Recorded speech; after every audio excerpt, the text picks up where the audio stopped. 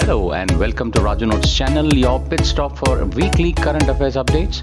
The updates tailor-made for students taking all kinds of competitive exams like UPSC, civils, defense and placement interviews. Please subscribe to the channel and stay updated every Sunday.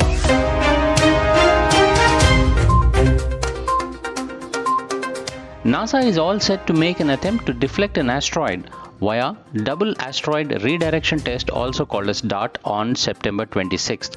The process would involve crashing a 500 kg spacecraft into a binary asteroid 65803 Didymos Moonlet Dimorphos to change its trajectory.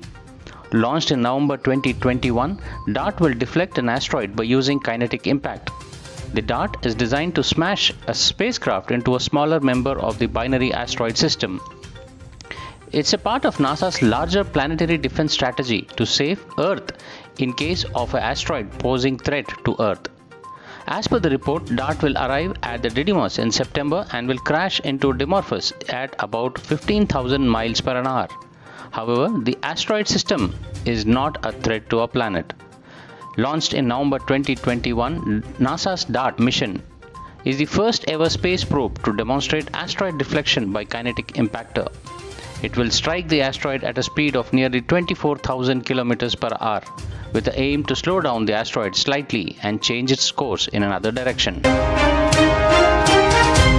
A group of global experts convened by WHO have agreed on new names for monkeypox virus variants.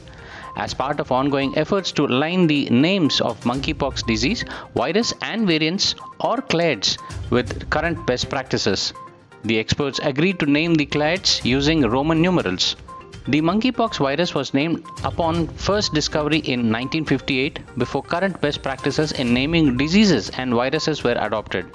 Major variants were identified by the geographic regions where they were known to circulate. Current best practice is that newly identified viruses, related diseases and virus variants should be given names with the aim to avoid causing offense to any cultural, social, national, regional, professional or ethnic groups and minimize any negative impact on trade, travel, tourism or animal welfare.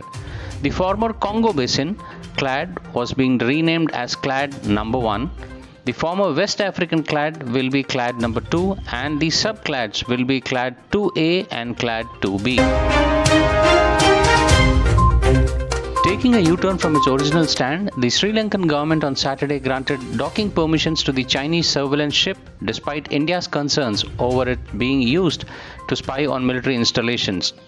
Sri Lanka's harbour master said he had received the diplomatic clearance to allow Yuan Wang 5 to dock at Hambantota port from August 16 to August 22nd. Union Minister of State for Science and Technology Dr. Jitendra Singh today unveiled India's first saline water lantern, which uses the sea water to power the specially designed LED lamps. The minister visited the Sagar Anveshika, a coastal research vehicle operated and used by the National Institute of Ocean Technology (NIOT), Chennai, to review the progress of the implementation of the Deep Ocean Mission of India. The saline water lantern will bring ease of life to the fishing community living along with the 7,500 km long coastline of India. Saline water-powered Roshni LED lamps will also boost and supplement Prime Minister Narendra Modi's Ujala scheme. India gifted a Dornier 228 maritime surveillance aircraft this week to Sri Lankan Navy to further boost bilateral defense partnership. Vice Chief of Indian Navy, Vice Admiral S.N. Gormade, who is on a 2-day visit to the country accompanied by Indian High Commissioner in Colombo, Gopal Bhagle, handed over the maritime surveillance aircraft to Sri Lankan Navy at the Sri Lankan Air Force Base in Kutunake, adjoining the Colombo International Airport. Sri Lankan President Ranil Wickremesinghe was also present at the handover ceremony. In a very important move, Indian Defence Attache now has unescorted access to the Pentagon, as per US Air Force Secretary Frank Kendall. He said such a move is aligned with the trust and cooperation that we share with India at India House on Independence Day, bringing out that it is such a big deal that even he cannot get into the Pentagon without an escort. The Pentagon, the headquarters of the US Department of Defense, is considered one of the world's most difficult places to get an access. Even American citizens have no access to the building without high-level security clearances. It is pertinent to note that India is the country with whom US does more joint exercises than any other country, including the Defence Trade and Technology Initiative. Overall, this is a very great news for India.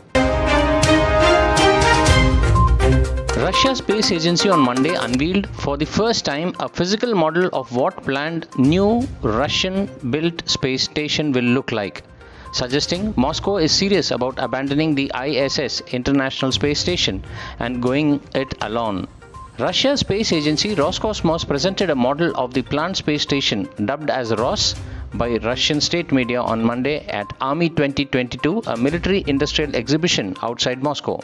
This comes after Russia announced to quit the ISS after 2024. NASA, which is keen to keep the ISS operating until 2030, says it has not received any official confirmation of Russia's planned withdrawal and had previously understood that Moscow would continue to participate until 2028. Roscosmos said that the new station would be launched in 2 phases without giving clear dates.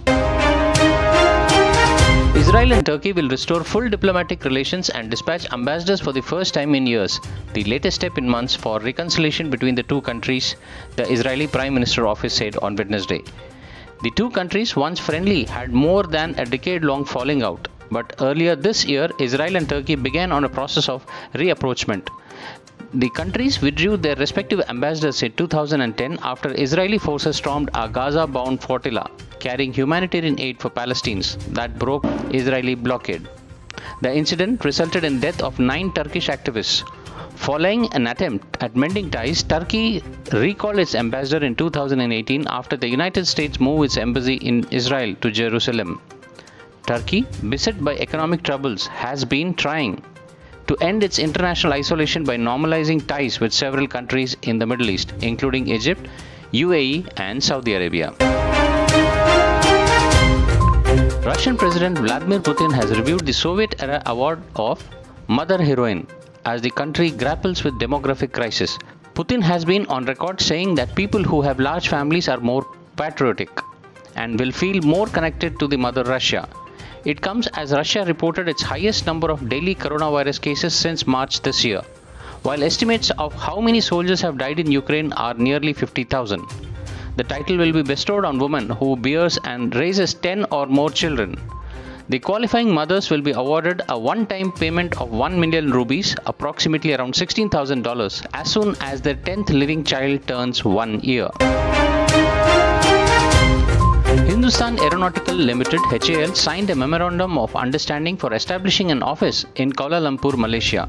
The office in Malaysia will help HAL in tapping new business opportunities for the fighter lead in trainer, that is FLIT, LCA, and other requirements of Royal Malaysian Air Force, like Su-30 MKM and Hawk upgrades.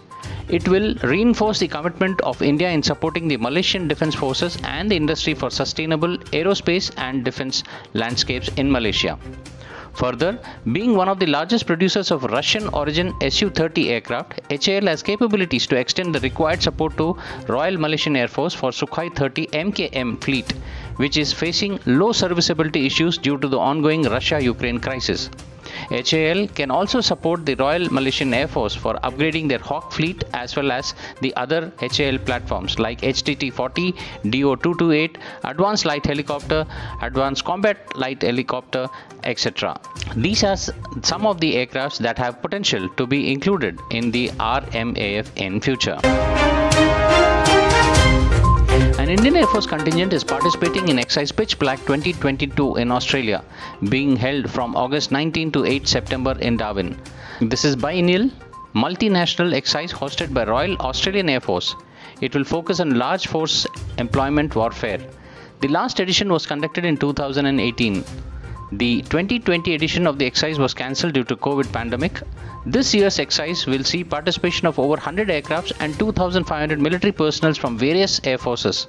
The Indian Air Force contingent, led by Group Captain YPS Negi, comprises over 100 air warriors deployed with 4 Su-30 MKI fighters and 2 C-17 aircrafts.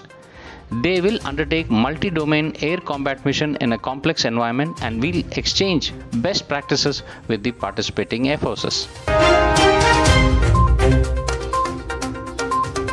And now for the segment where we see the events that unfolded this week back in history.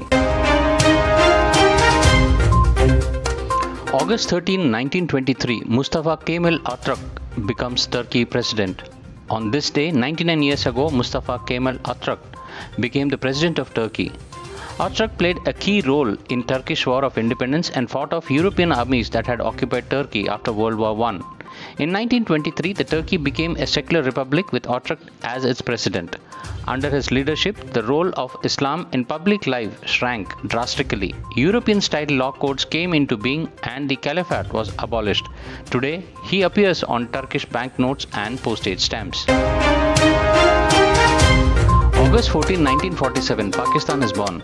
On this day, 75 years ago, Pakistan, the final product of the two-nation theory, celebrated its creation. The Muslim League got a homeland for the subcontinent's Muslims. Indians got independence the next day. The British called this the transfer of power, and 1 million people lost their lives in this partition. Muhammad Ali Jinnah had started this political career as a champion of Hindu-Muslim unity but got disenchanted by Congress leadership. His vision of Turkey-like secular Pakistan could never be fulfilled. August 15, 1947, India becomes independent. On this day, 75 years ago, India gained independence after 2 centuries of British rule. The great day was marred by horrible rioting in post-partition Calcutta and Punjab. It took a miracle from Mahatma Gandhi to stop the Calcutta killings. The world's largest democracy would then defy a zillion Herculean odds, first tentatively and then firmly. India now aims to be self-reliant $5 trillion economy. The miracle democracy needs to overcome new challenges to its liberal traditions. August 16, 1946, Direct Action Day triggers Great Calcutta's killings. On this day, 76 years ago, Muslim League's leader Muhammad Ali Jinnah exhorted the Muslims of India for direct action. Though he wanted Muslims to suspend all business, his call inadvertently led to the worst communal riots of the 20th century. Vultures fed on the thousands of corpses that were strewn unclaimed on the streets of Calcutta in 72 hours of unbridled violence. The Great Calcutta killings was the final proof that India's partition was now inevitable. August 17, 1947, Radcliff Line demarcates India-Pakistan border. On this day, 75 years ago, the Radcliff Line was declared as the official boundary between India and Pakistan. The 2 boundary commissions appointed by Louis Mountbatten consisted of 2 members each from the Indian National Congress and Muslim League and were chaired by Cyril Radcliffe. Without attending any public sitting in person or without even visiting Bengal and Punjab, Radcliffe sealed the geographies of India and Pakistan. That line is today soaked in blood. August 18, 1868, helium is discovered. On this day, 154 years ago, helium was discovered by Pierre Jules Janssen, who, along with Joseph Norman Lockyer, is credited with the discovery. Because of its stability and impressive thermal properties, helium has found important industrial applications. Though it is second most abundant element in the universe, it constitutes just about 0.0005% of Earth's atmosphere. When helium is cooled to 270 degrees Celsius, it becomes a superfluid and provides an astonishing glimpse into the counterintuitive world of quantum mechanics. August 19, 1919, Afghanistan achieves independence from Britain. On this day, 103 years ago, Afghanistan gained independence from Britain through the Treaty of Rawalpindi. The geography of Afghanistan is both its blessing and its curse. This good old graveyard of empire is easy to invade, incredibly difficult to occupy, and even harder to govern. Otherwise busy fighting each other, the freedom-loving warrior tribes quickly unite against any outside threat. And yet, from Alexander to George Bush, the invaders have kept pushing their luck. Well, that's all friends for this week's updates. See you soon next Sunday on the same channel. Till then, take care. Bye-bye.